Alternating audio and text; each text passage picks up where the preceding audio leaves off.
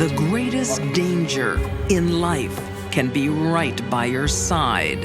Women are generally not considered to be killers. It's not the first place the police look. A loving mother has a sinister secret. Something had gone on in that house that was very dark and evil. 3 cheers to me. A serial bride prefers life on the wild side. When she got tired or bored of something, she moved on to something else dramatically. And a wealthy housewife chases an impossible dream. When he said, "I want you out," she heard, "Your life is over."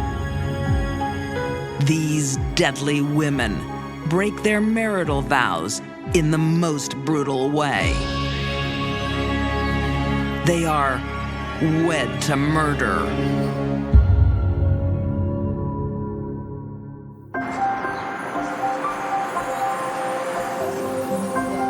In St. Louis, Missouri, in 1981, 40-year-old Lloyd Allen is a healthy, happy newlywed. Very prosperous, very outgoing and friendly individual. Hi, neighbor. How's married life treating you? Couldn't be better. Good to hear. Say hi to Shirley for me. He was just the kind of guy that never knew a stranger. People remember him with that cigar in his mouth, just smiling and waving to everybody. Lloyd's new wife, 40-year-old Shirley, gives him an instant family. Hey, how was your walk? Good when we could catch him. You've been a bad boy. Hey? Good boy. So Both 17-year-old Norma and 15-year-old Paula are very fond of their new stepdad. It seemed to be looking like a good marriage in the beginning. Hey, ready? And the most treasured part of the new family, their playful dog. Mom, I wanted to feed him. Well, I beat you to it.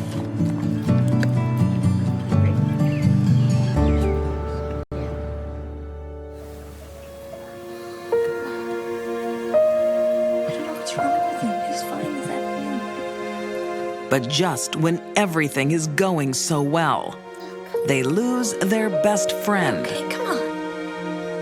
He was fit. He was healthy. There was nothing wrong with him, nothing to indicate what would happen next. The beloved family pet inexplicably dies. He took a very remarkable decline in his health. He went downhill fast.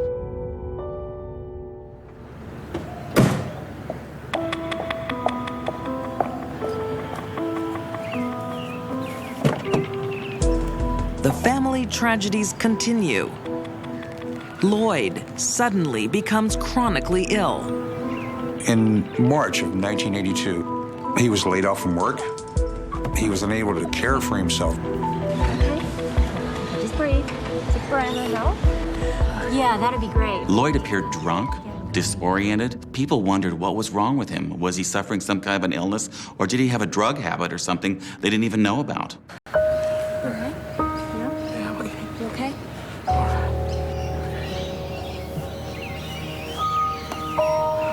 Shirley breaks the news to puzzled neighbors. It's a brain tumor. It's hopeless. She told one neighbor Lloyd was dying of a brain tumor. The illness is crippling Lloyd's body, and he needs constant care. One of the neighbors actually described him as being zombie-like. He just stared off into the distance.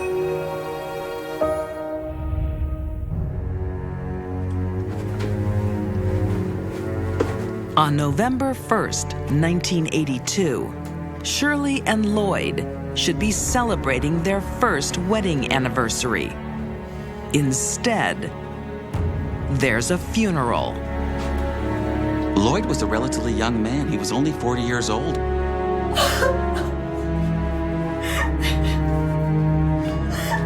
When Lloyd finally died, his death was not considered suspicious because he'd been ill for such a long time. Until there is a strange phone call. I have a story to tell you about a murder. 2 days after Lloyd died, somebody called a news station about his death. Lloyd Allen. An anonymous call that Lloyd Allen's death was not natural and that he had most probably been murdered. Somebody was tipping them off that something had gone on in that house that was very dark and evil. The tip-off sparks a police inquiry. They start close to home, interviewing the family. Teenage daughter Norma has a lot to say. Tell me about Lloyd. He was really nice. I miss him. Shirley's daughter, I came to realize very early in the investigation, was just a truly brave young girl. The daughter tells about another death, that of the family dog. She claims her mother poisoned their pet. Shirley Allen is now a person of interest. As police look into her past, they find something alarming. Another one of Shirley's husbands died in 1978. Shirley was formerly married to a man by the name of Daniel Knoll. A very short marriage. Hey, honey. It smells good in here.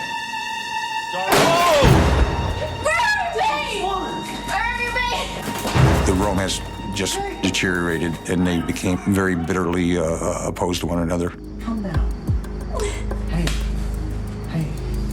How about we have a drink together, huh? Just you and me. Daniel was perfectly healthy. There was nothing wrong with him. But nearly immediately after their marriage, he started getting sick.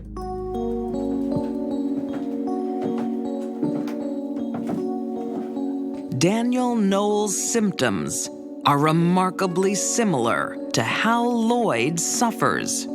It's a virus. It's just a virus. It'll be gone tomorrow.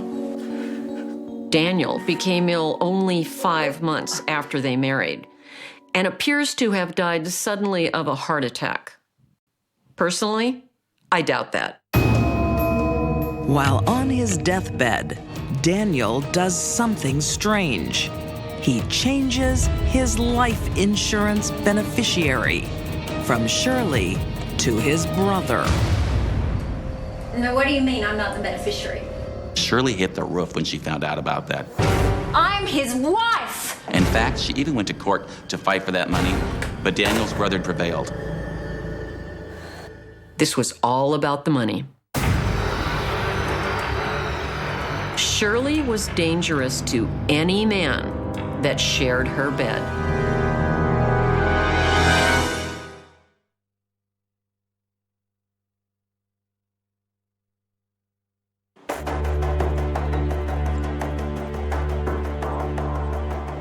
(1982), St. Louis, Missouri. 2 days after the suspicious death of 40-year-old Lloyd Allen, his wife, 40-year-old Shirley, is the chief suspect. New evidence leads police to look for poisons in his body, and they find the answer. The autopsy revealed that all of his body tissues were completely saturated in ethylene glycol. The substance in Lloyd's tissues is the cause of death. Poison by ethylene glycol, the main ingredient of antifreeze.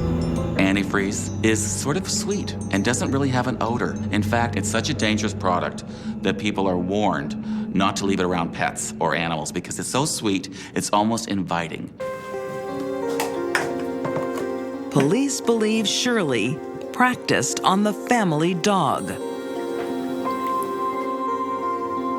Shirley was such a cruel person. She would poison a pet to make sure she was giving the right dose. To avoid suspicion, Shirley wants Lloyd's death to be slow. She was slipping antifreeze into all of his drinks, his wine, his beer, his coffee. Whatever he was drinking, Shirley was spiking it with the poison. Shirley knows the dosage is just right.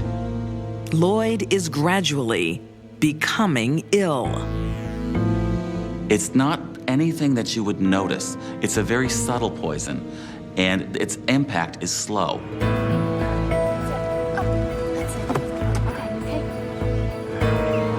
He would have acted confused. He would stagger around. He would have more of an effect of being drunk.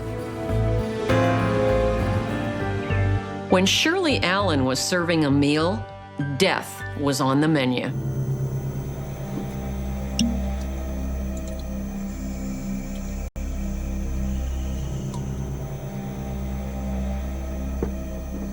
A few months into Lloyd's illness, Shirley's daughter becomes suspicious of her mom.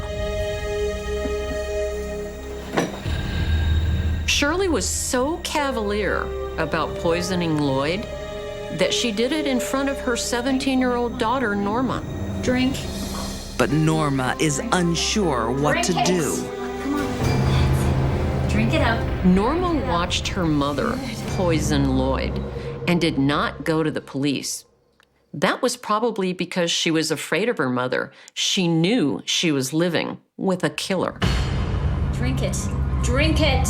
Within months, her stepfather is gravely ill. At one point, when he was near catatonic, Maybe this will wake him up.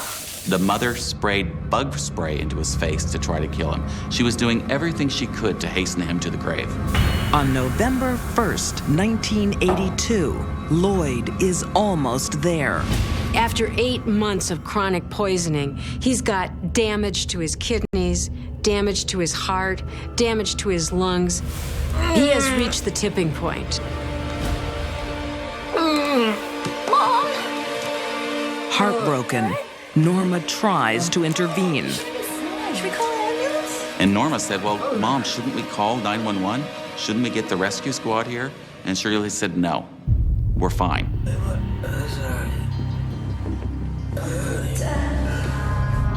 Within hours, he is dead. It is not uncommon for children who are living with a parent that they know is a killer to remain silent. They usually remain silent until they are in a safe environment and can reveal it. And that's what happened with Norma. Her daughter's testimony leads to Shirley's arrest before she can spend Lloyd's life insurance. It was $25,000. It's my opinion she killed Lloyd for the insurance money. She didn't care about him or anyone else.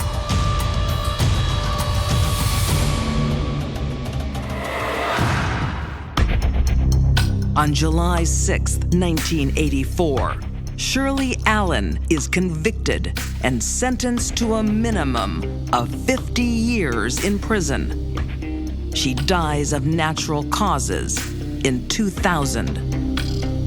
Shirley was a murderous psychopath, motivated by greed. She died in prison, which is exactly where she needed to be. Shirley sacrificed her family's happiness for greed, leaving her children no choice but to turn on their own mother. Shirley's the coldest kind of killer. I mean, when you think about it, it's almost ironic that she used antifreeze because that's how cold she was.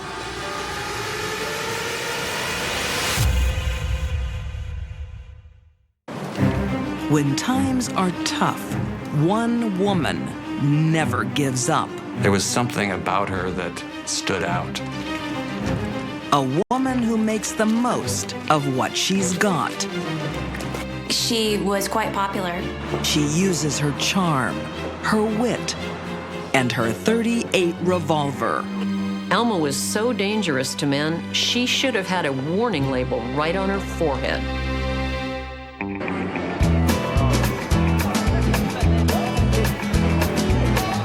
In the 1950s, the legends of Elvis, Johnny Cash, Jerry Lee Lewis begin in Memphis, Tennessee.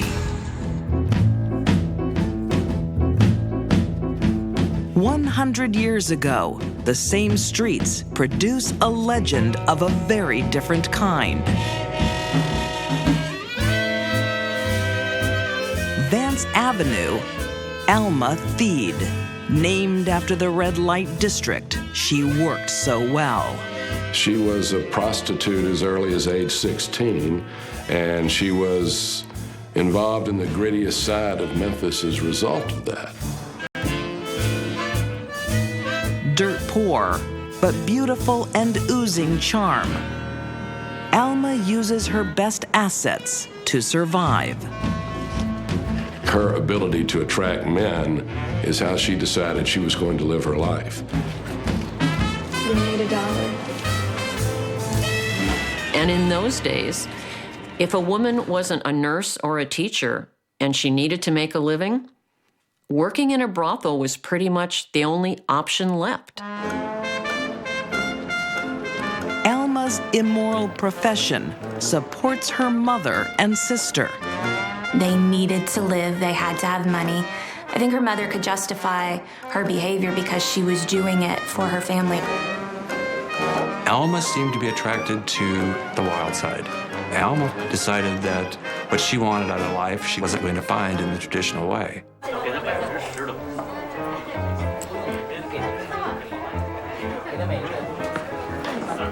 By age 17, she marries 30-year-old Charles Halprin Cox.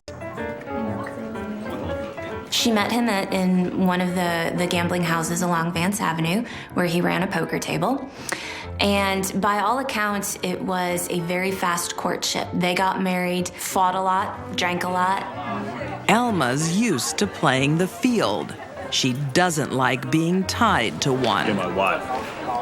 Act like it. And then got divorced less than a year later. No man tells me what I can do.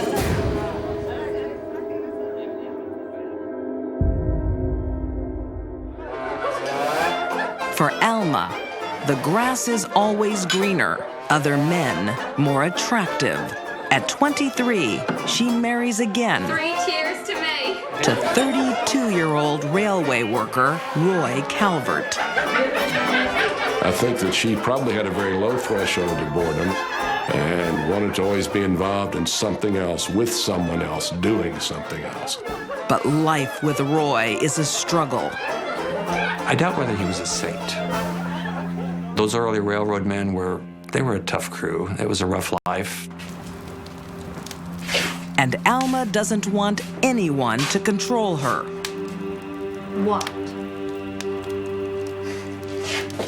She didn't take any guff off of anybody.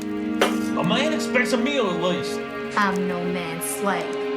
I think that was a combination of her personality and what life as a prostitute did for her. I can't go on like this, Alma. No, it can't.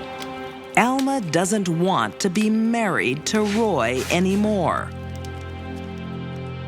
I don't think she liked men. She loved them, but she didn't like them. Life on the streets has taught her how to deal with problems.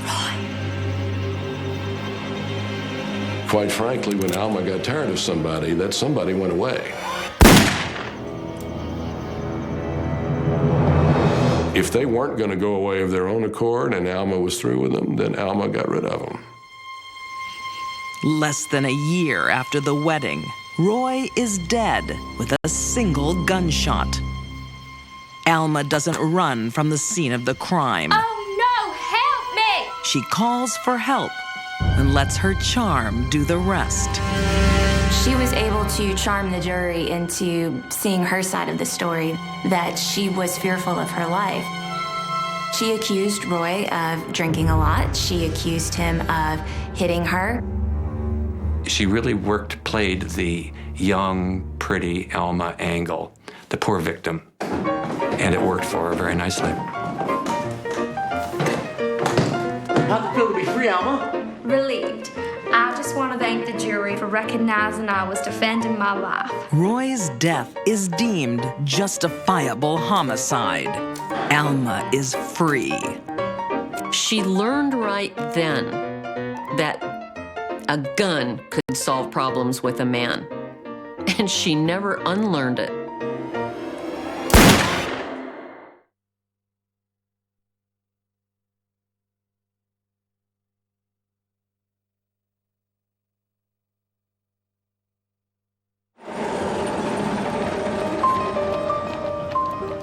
Alma Theed has been working as a prostitute on the streets of Memphis for decades. For you, my darling. And she can still lure the men. Wealthy, respected businessman, 56-year-old Michael McClavey, as beautiful as you, sweeps her away from the seedy streets to a genteel life. He wanted to make Alma a lady, pull her from the life of squalor that she had been living in, and set her up in a house and make her respectable. Michael knows she shot her first husband, but he thinks he can change Alma for the better. He knew what she was, he knew where she came from, and he just wanted to give her a good life. You've no need to go out or to work. The things in life that she hadn't had before, the security, the money, without all the risk of the streets and the brothels. You don't have to do anything you don't want to. You can just stay at home. But within months, Michael's protection becomes suffocating. If Alma had met Michael earlier in life, things might have worked out differently. Alma was used to a hard-scrabble, violent life. And life with Michael, even though he loved her, was boring for her.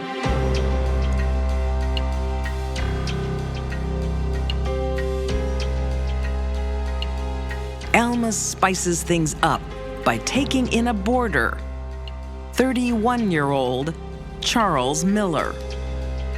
He was everything her husband was not. He was young, he was good-looking, he was worldly, he was exciting, he was known to be quite a ladies' man. Elmer, it's time we went to bed. I'll be there soon. A lover right under her husband's nose. Devastated at the loss of Alma's affection, Michael doesn't realize he is about to lose much more than her love. When she got tired or bored of something, she moved on to something else dramatically.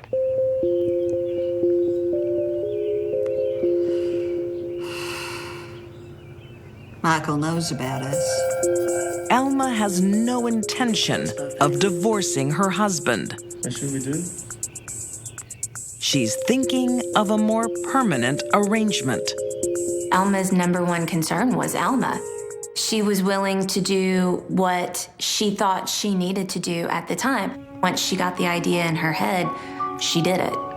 Alma wants a separation by bullet, and her lover, Charles, to do the dirty work.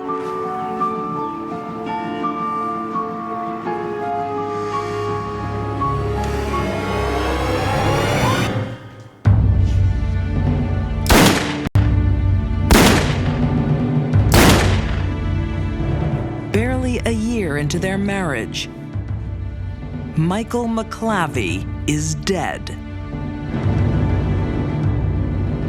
He was an innocent victim, and ultimately his wanting to help is what cost him his life. Alma solved her problems with a .38 revolver, and that was that.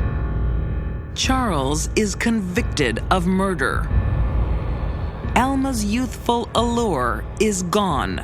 This time, she is convicted of being an accomplice and sentenced to 10 years.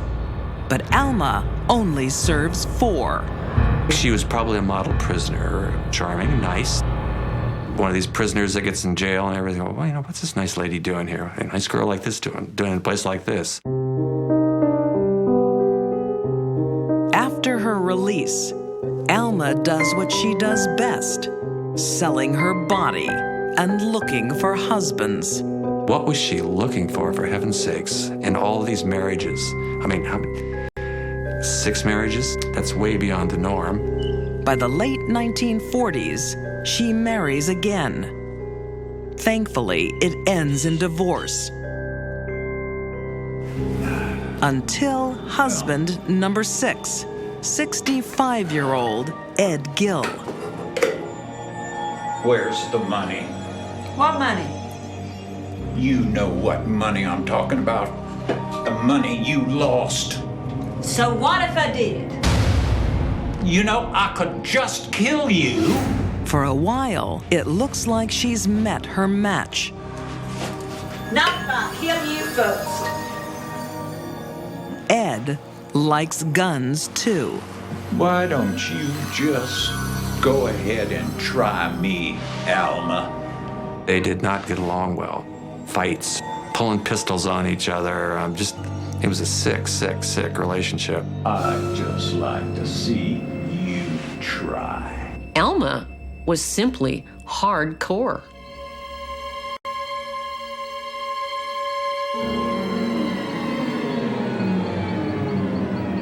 On the night of January 2nd, 1949, when Ed's back is turned, Alma ends the marriage her way. She did it like she would peel an egg. It was necessary to peel the egg. It was necessary to kill her husband. Marry someone, get tired of them, kill them, go on to the next. She wasn't a black widow in the sense that she did it for money. She did it for Alma. Alma Feed is convicted of murdering Ed Gill and spends 6 years behind bars. When she is released, for once, she lives on her own. For local historian Jody Schmidt, Alma is one of the sweet and sour chapters of Memphis history. When she dies in 1970, her grave is a modest stone, right next to her very first husband. After all these failed marriages, she ended up dying alone. She had no one around her.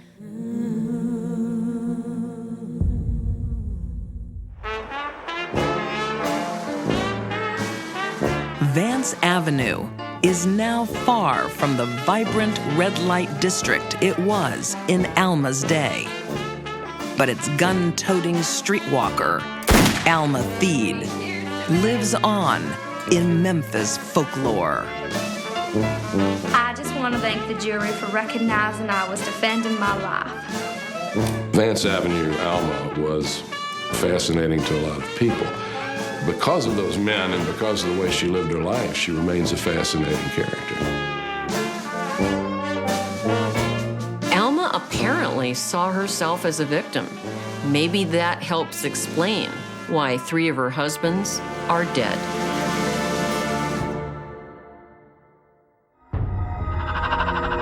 Want to know more about the women featured in tonight's episode? Visit us online.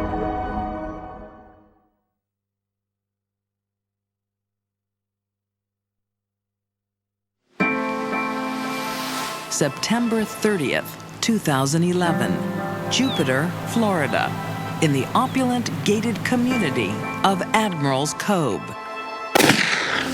A tragedy rocks the morning air. 66-year-old Donna Horowitz discovers her husband's body. A tragic suicide. He was basically face down and nude. The shower was still running. He's a wealthy man with everything to live for. Why kill himself? It wasn't until we rolled him over that it was more readily apparent. 10 years earlier, in 2001, the Horowitz family live in the lap of luxury. 55-year-old Donna and 28-year-old son, Radley, enjoy the fruits of Lanny's success. They're living in a very well-off neighborhood. There's a lot of affluent people who do live there. There's a lot of money that is in there as well, large mansions. Life looks shiny on the outside. But underneath, it's a roller coaster. The relationship between Donna and Lanny was that it was a volatile relationship, verbally and emotionally. See you guys. Thanks for a great evening. A big success, I'd say.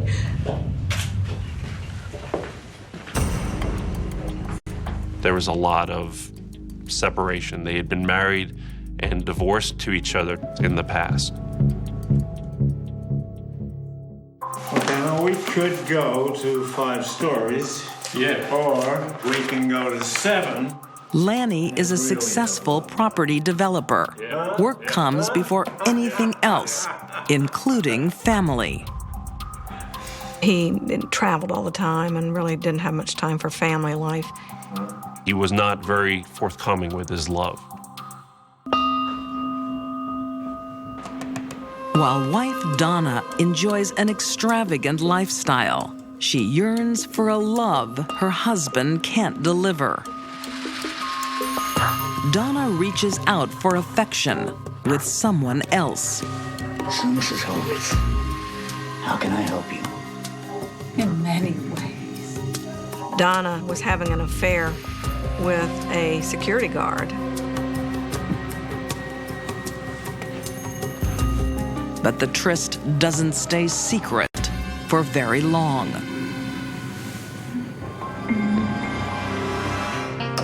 Screwing the hired help? How low can you go? Lanny was incensed and offended that Donna would have an affair with a security guard. I was just so lonely. Furious that she would take up with such a person. Now you're gonna be even lonelier. Lanny divorces Donna for the second time. The devastation pushes her to the edge. Donna Horwitz could not live without her husband Lanny or with him.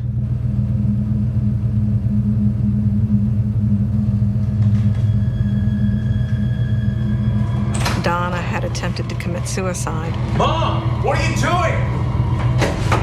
They found her in the garage with the car running. To Donna, life without Lanny is not worth living. They had been together on and off their entire lives since she was 14 and I think he was 15. Donna was not the kind of woman who could take care of herself very well. She relied on Lanny for emotional support.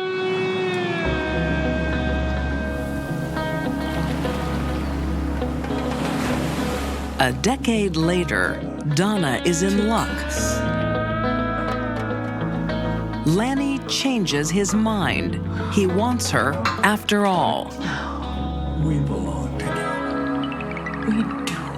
He invited Donna and her mother back into the home in March and April of 2011. It's not just company he wants. Mr. Horwitz, not unlike a lot of people in life, live beyond their means. And as it turns out, I believe there were 4 mortgages on the house at Admiral's Cove. What about Mom? She should move in too. Their reunion comes with strings attached. Lanny needs cash, and Donna's mother has plenty. I will need her to loan me the $200,000 for the house. If your mom can give me $200,000 to save the house, that would allow you and your mom to move back in and we could be a family again. Elated Donna doesn't care about the loan. She's back where she wants to be.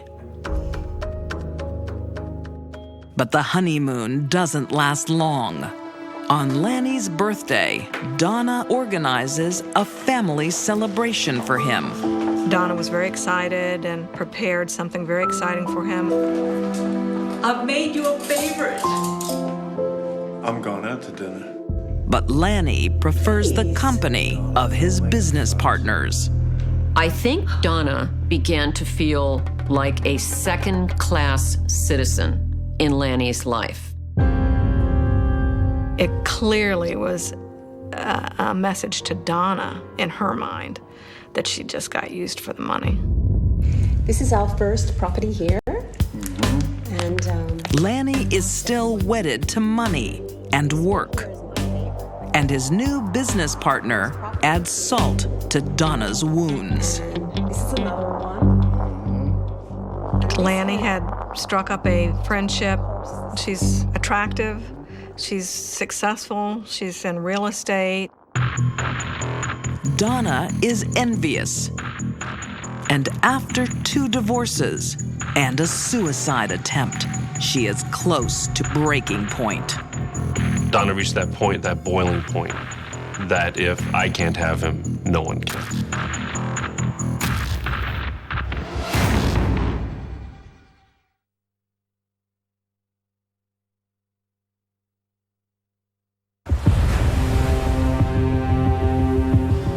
September 2011, in Jupiter, Florida. The millionaire enclave of Admiral Cove seems the ideal place to live. I was just so lonely. But not for 65-year-old Donna Horowitz. She began to look like she was disappearing, that her hair was very unkempt, and that she was shrinking.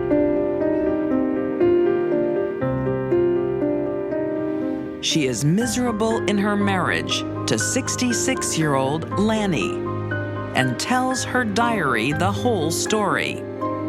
She would refer to him as Mr. Meanie or Lambo as a reference to Rambo. So that's how she saw him as time went on. Against all odds, Donna keeps hoping for love and attention. Yeah, hi. Wait. You won't be home till after 9. Only to be let down. Lanny was mean. He could be neglectful emotionally. On her birthday, he didn't even come home. She ended up having hot dogs in her kitchen. For she's a jolly good fellow. Donna feels more alone than ever and blames Lanny's new business associate. Certainly in Donna's mind was something more than a casual relationship. Donna is falling apart, and her possessive nature drives Lanny further away. It's not working. How can you? You're never here. On the eve of a business trip, he makes his feelings clear. He wants her out of the home by the time he gets back. When he returned, he expected Donna to be out of that residence. Furthermore, Donna finds out his business partner is traveling with him. So you're still going away with her? He's going on a business trip with a woman Donna believes he's having an affair with. She's better than you in every way.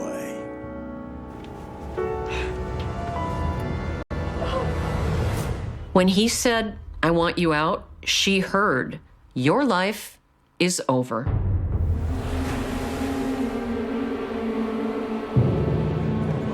Early the next morning, on September 30th, 2011, Donna has one thing on her mind: revenge.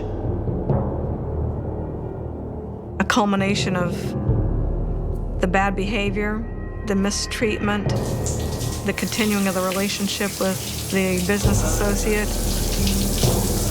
Their son, 38-year-old Radley, is asleep in his bedroom.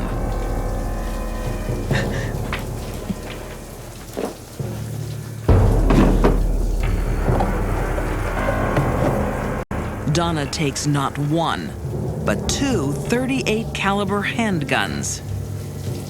Donna, I believe, snapped that morning.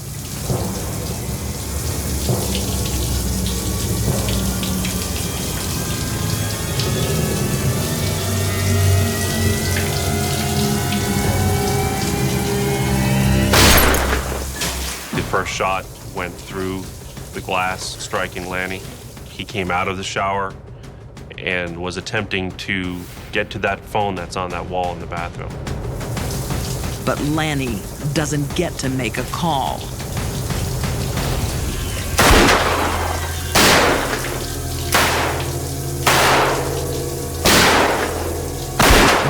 empties both guns at point-blank range. 9 out of 10 shots fired entered his body, one of them directly in his abusive, demeaning mouth. She wanted him dead.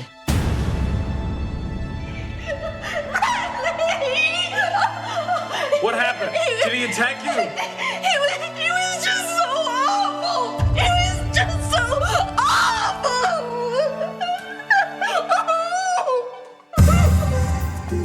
Their son calls 911, but no one can save Lanny.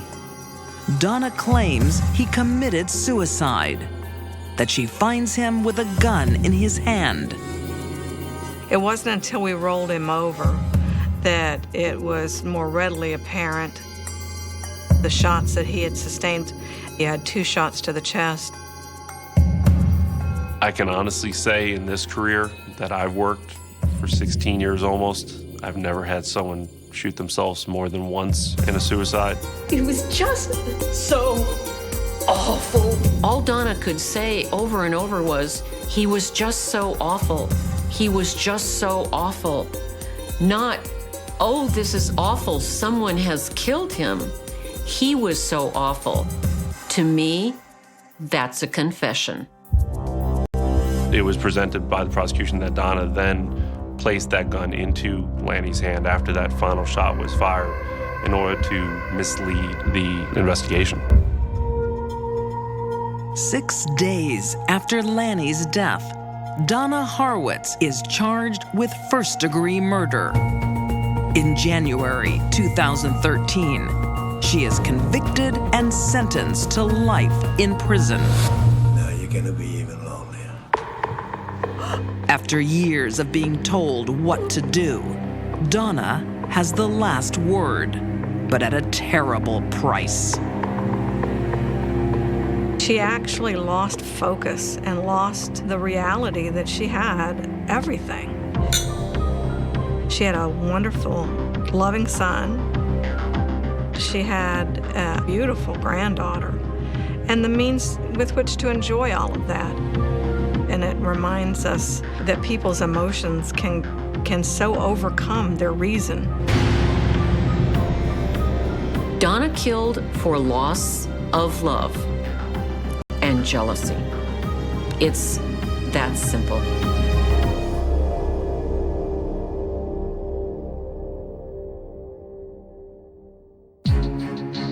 These deadly women killed those they vowed to love.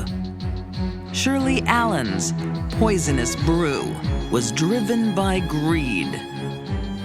Alma Theed dispatched husbands like unwanted trash. And Donna Horwitz let jealousy devastate her family. All these women were dangerous liaisons. They were wed to murder.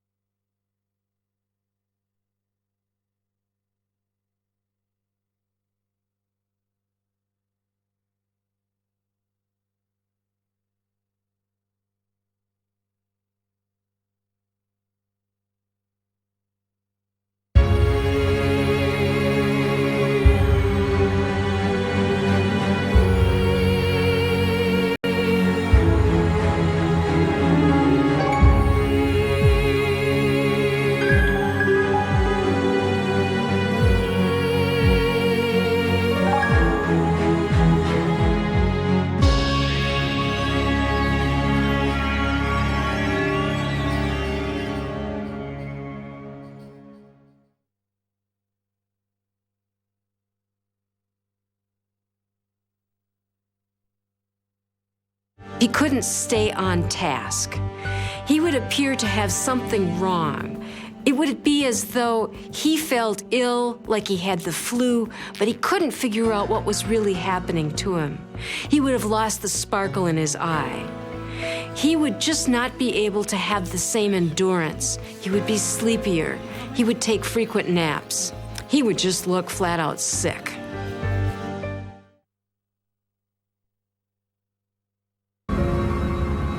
The cruel and lengthy process continues until his death.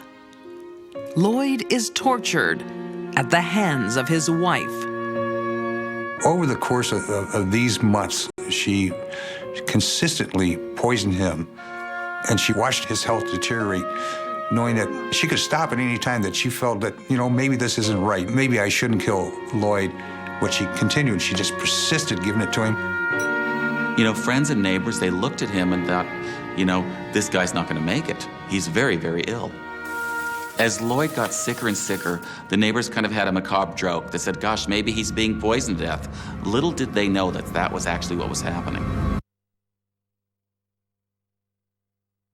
It was just bars and gambling, and the brothels, the prostitution was done on the sly, but that area has been known since the Civil War as an area for prostitution and gambling and bars and murders and the lower life segment of society working down there. She immediately put herself outside respectable society by going there as a young lady.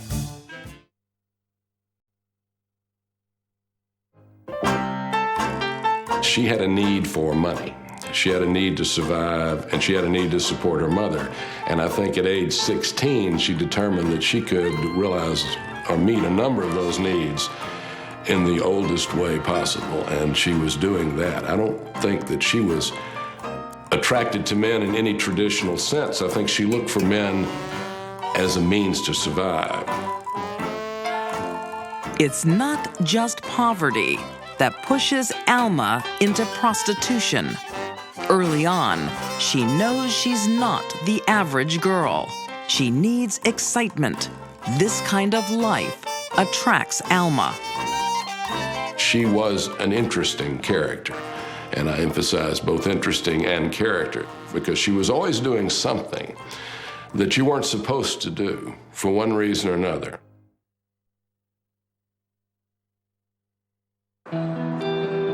A brand new life with a man of means. He was clearly more establishment than Alma had ever been used to. Possibly he was lonely, I don't know what the deal was, but there was an attraction there. And I think possibly he was going to try to save Alma because he saw that what kind of lifestyle she had been living, probably knew what she had been through with the prior husbands.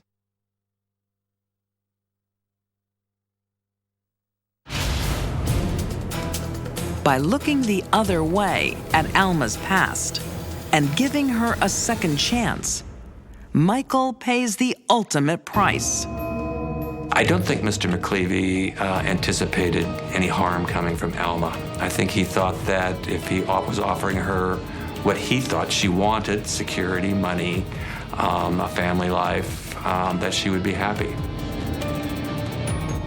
Michael McClavey didn't realize the trouble he would bring into his life.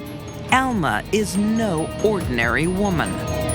Murders in middle-class Memphis in those days were not commonplace. I mean, who anticipates being murdered by their wife? I don't think he saw it coming.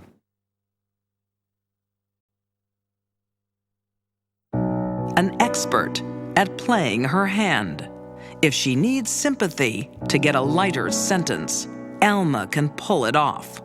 I think Alma played everyone and everything according to what Alma needed, and I think she had a whole lot of experience doing it. I think that people felt sorry for her because of the sordid nature of her life, and I found that pretty amazing because they didn't seem to feel that sorry for the people she killed. Alma plays by her own rules. Prison is not somewhere she feels she belongs. I don't think she thought of it as crime. She gambled illegally, she was a prostitute, she was a murderess, she was a thief, but she just did what she needed to do in her own estimation. I think that's why we're fascinated by Alma to this day.